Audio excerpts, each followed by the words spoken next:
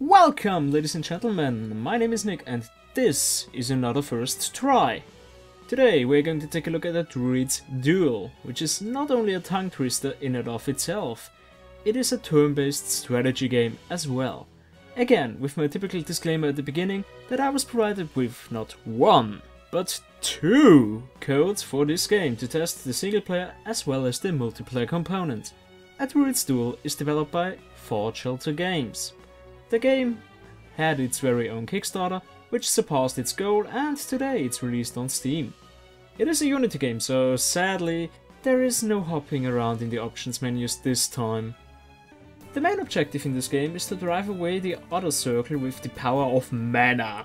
With said mana, you can add and remove tiles or obstacles, transform already existing druids into their respective animal form, or conjure new druids. There are 4 different druids, of which each has its own unique feats. You have to think about how to use which ability in your turn or where to position your druids.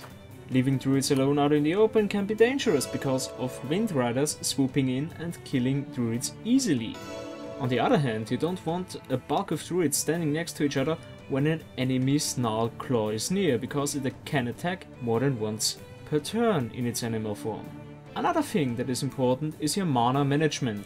Since excess mana won't be transferred to your next turn, you want to spend your mana efficiently. Even though this kind of strategical depth is very nice and certainly helps raising the skill ceiling in this game, looks can be very deceiving. Because of the design decision that mana can't be hoarded, the first few turns of every game tends to get very samey. You transform one or more of your guardians into a wolf and tap 4 squares at once in order to maintain a good mana gain. This tends to get repetitive really fast, but it is pretty much a requirement in order to stay ahead of your enemy. Another problem with that is that one engagement or more, one mistake, basically decides the game, unless your opponent makes a similar mistake within 1 or 2 turns. The reason for that is that there is no catching up possible. Once you're behind for good. In a single player mode, the game has a restart button, but in multiplayer this tends to be a problem since I haven't found a way to concede a game. Then let us talk about the multiplayer mode. First off, we encounter the same problem I've had with Undead Shadows. You have to register for a third-party service. However, it is just their player portal. There, your stats are being tracked and other stuff as well. With games you play, you can earn aura, which basically defines your ladder points, and trisks, which can be used to unlock stuff at their portal. As of why this is not in the game in itself, I don't know, but at least I know what service I am registering for. Then you can either find games or create your own. You can select a map that supports up to 4 players and set a turn limit. You can set it to 30, 45, 60 or 90 seconds. Or you can define the time limit as infinite. And by infinite I mean infinite. I have to say though that I've only tested playing with an infinite time limit, so I cannot see how the game behaves with one in place. So you either create or jump into such a game.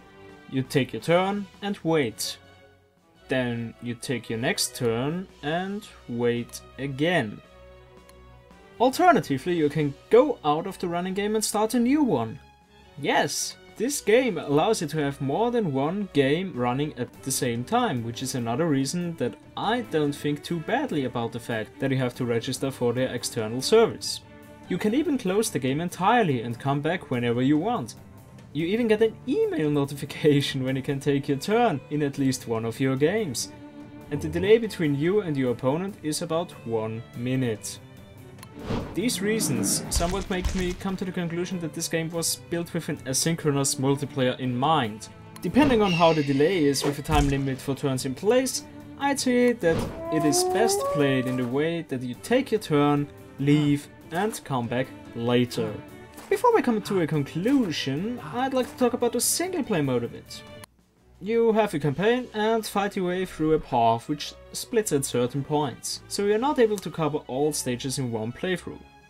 Apart from that, there is not that big of a difference to the multiplayer except for the fact that each level starts the same, so you might find the best way to beat your enemy this way and gain more trisks. One thing in the gameplay I'd like to criticize though is that you can't undo single steps in your turn. You can only undo it as a whole, which I'm not necessarily a big fan of. One more thing before the conclusion I'd like to bring up is the music and the aesthetic. The game certainly looks gorgeous, the UI design is thoughtful and nice, and the animations don't look shabby at all. The music has some slight problems with the looping, especially in the menus, but apart from that I can certainly approve of it. So, conclusions. The game is €10 or your regional equivalent. I'd say the content of the single player and the possibilities in the multiplayer mode warrant a purchase. However, not at this price. I'd wait for a sale, though fans of the genre might give it a bash immediately. My name has been Nick, ladies and gentlemen, and a Druid's Duel made it first try. With some scratches and bruises, but it made it. Thank you very much for watching, and I shall see you next time.